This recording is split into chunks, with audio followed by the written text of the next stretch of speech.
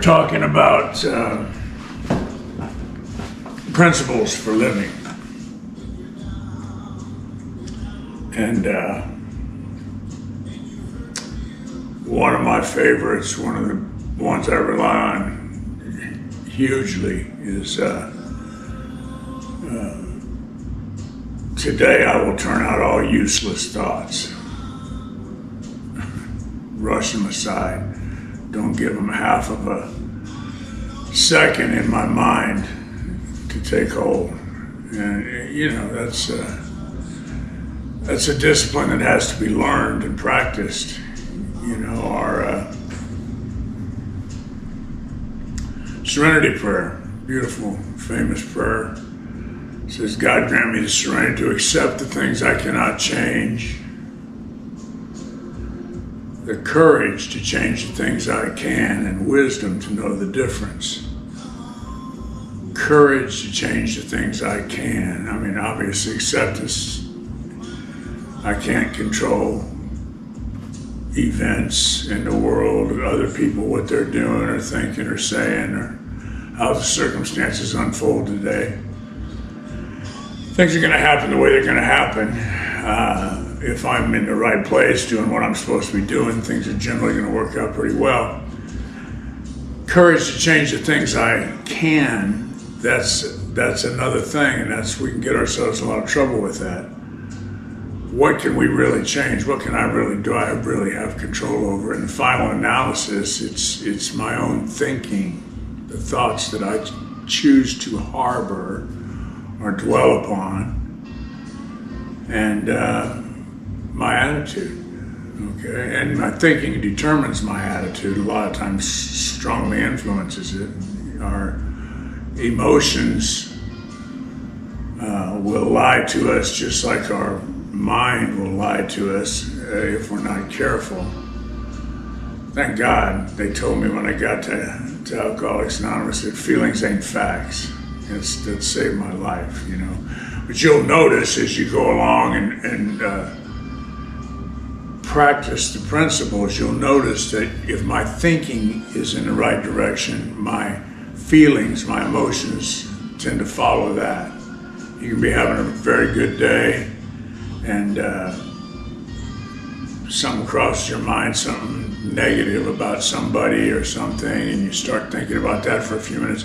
You watch your emotional state, which was up here, is now diminished, and you're not feeling so good or so happy. So our destiny is determined, and it's essential that we learn how to control our thinking, to discipline our thinking. That is the only thing I really have control over.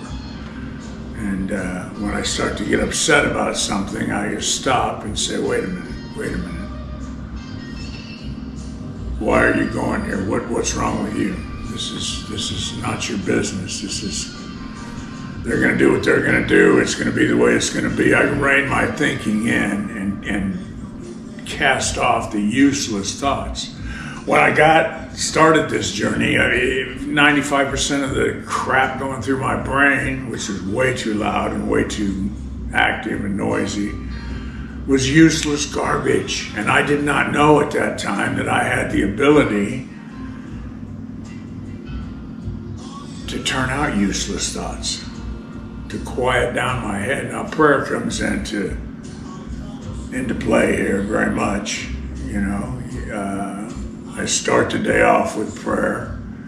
I start the day off by putting some good information, some truth into my mind, into my soul, and make a decision that today I'm going to think and live and be on a higher plane, and ask God to help me to do that, be my co-partner in doing that. Help me to be an open channel today for His love to flow through to the people around me, the people I come in contact with. But quickly, getting back to what we started with, quickly turning out all useless thoughts. I can't keep, what Emmett Fox talks about, I can't keep negative thoughts from coming into my mind. They do all day long, either from other people or circumstances or just on their own. but I sure don't have to let them stay there for more than half a second. Boom, I recognize it, and I'll tell you what, my favorite prayer, all right, that I probably use more than anything else, depending on the day, is shh, shh, quiet, shh.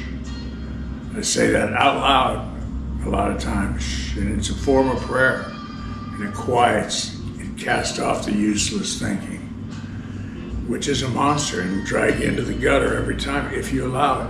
The great news is, the great new understanding we begin to have and enjoy is that we don't have to tolerate useless thoughts. I don't have to tolerate bullshit in my head. I can quiet it down. I can put that monster back in the cage and focus on what I choose to focus on.